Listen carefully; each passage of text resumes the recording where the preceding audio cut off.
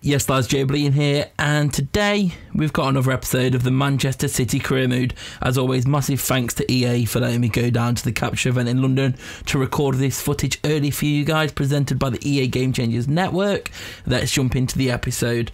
So it's another case, as was mentioned last season, we're just going to focus on training these 5 guys. These are the guys that I want to level the most.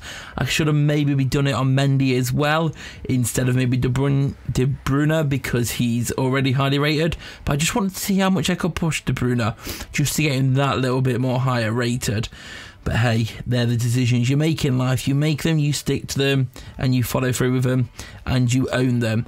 And they're the decision we make. So it is deadline day, but with about, I think it was about 60 million I had left to spend, 40 million.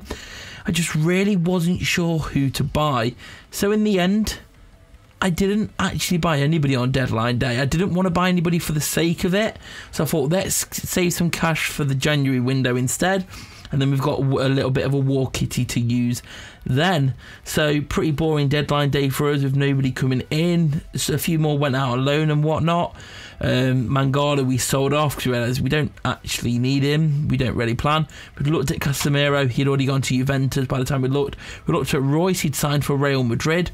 There'd been a lot of moves going in and out. Arsenal signed Juan Fran from Atletico Madrid, and we had a game against Liverpool at the Etihad Stadium. It was going to be a tough one, our first real challenge in the league. Obviously we had simmed that game against Watford, which didn't go too well, so we had to make sure we could get some points on the board today. And at home against Liverpool, it was not going to be an easy game, but we were confident. We was in decent form when playing. We were still getting used to it, scraping out narrow wins. Obviously Insigne saved it. Well, he didn't save it because he was in control. We just couldn't finish the rest of our chances, and luckily our defence held up, so it was all good. And we was about to kick off, just waited for the whistle, and there it was off. We was off, and we were raring to go straight away. Insigne knocked it down to Sterling, but nothing came to it. It did come back to us into the middle, but Nainggolan found De Bruyne, who found Walker. Seeing Aguero make space, Aguero had some space. He just had the man to beat. He managed to turn him luckily, took a little pop shot in the bottom left corner finesse, and we was 1-0 up instantly. And I was thinking, okay, I'm going to probably have to put the difficulty up if once we get comfortable it is going to be this easy. So we held it out, but thought, let's just make sure, because we're still getting used to the game, of course, and that's just the way the cookie crumbles. But Liverpool did have their chances. We did manage to box it well, not always clearing it first time of asking, but Ederson was on hand when needs be. 21 minutes in, we had Sterling, put it across, cleared off what was potentially going in the line, and then we missed an absolute sitter. Keeper made himself big, but the post stopped us, and then De Bruyne shot wide. Liverpool were raring to go though. Henderson found space in the box, took a shot, and Ederson was there on hand. Henderson is already making some very strong saves, and I'm just glad we ain't got Bravo in there before. But Insigne with a clever turn couldn't quite convert it. Mignolet doing just enough, and Wijnaldum shot wide, and that was how that half was about to end. So we came into this second half, Liverpool still pressing strong, us getting bodies in the way, which was great. If you're not going to make the tackle, you're going to make them block, and Mendy was raring to go from that. Charged down the wing, crossed it in.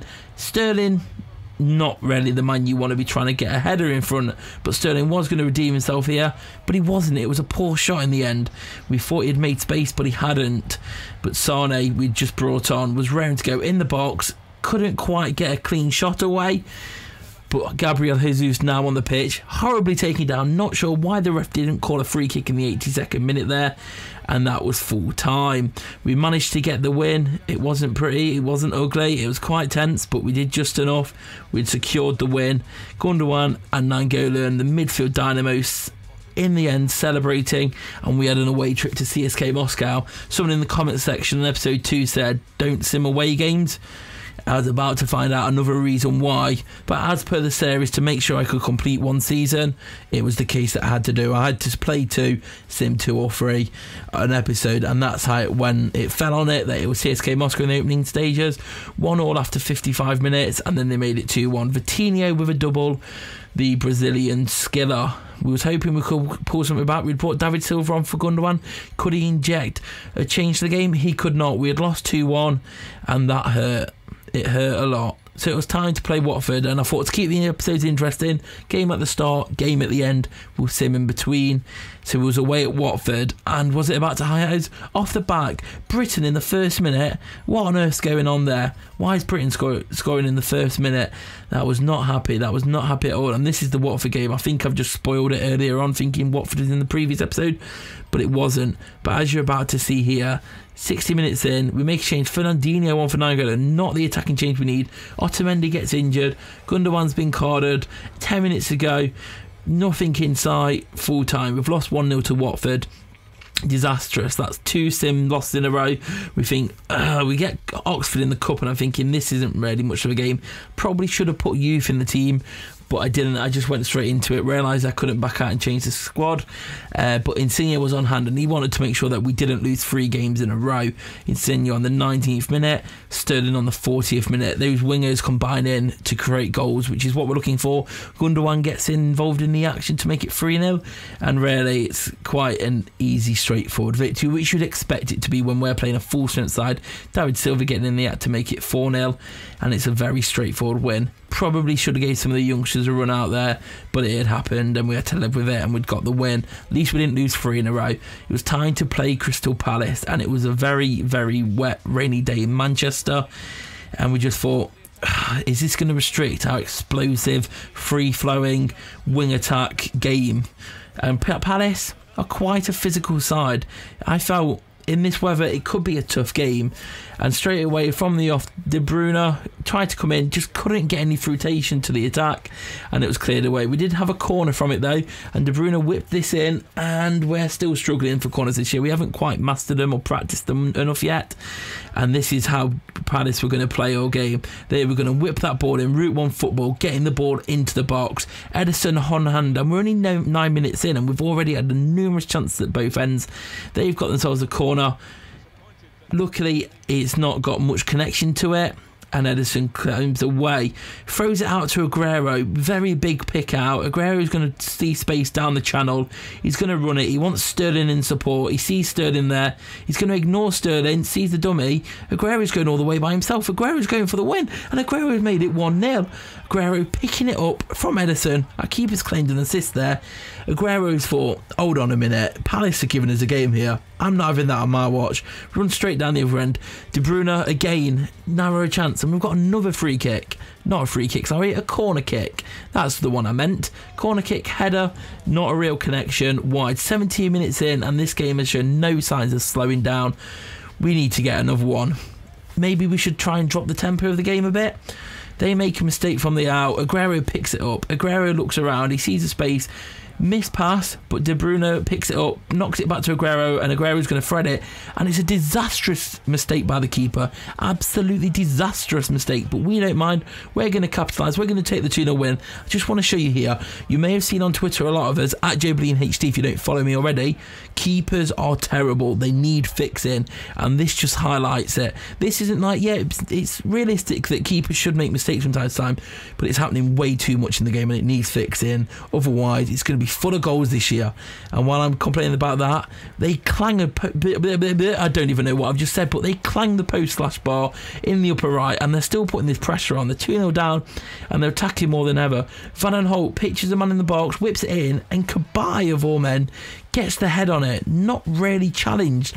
It kind of just sailed to it. It was a great delivery by Van Aanholt, don't get me wrong. I was just hoping that our defenders might have done a little bit more. But Kabay's going to run. He's going to celebrate with his manager. It's not Steve Bruce. Why would it be Steve Bruce? Sorry, it's not De Boer, because De Boer has been sacked. It's just a generic manager anyway. It doesn't really matter who it is. Roy Hodgson is in charge now. He's not in charge for this game. Second half, he's slowed down a little bit. We have a couple of chances, but there's nothing too real out of the chances. We're more trying to walk it into the box at this stage, which probably isn't the right thing to do.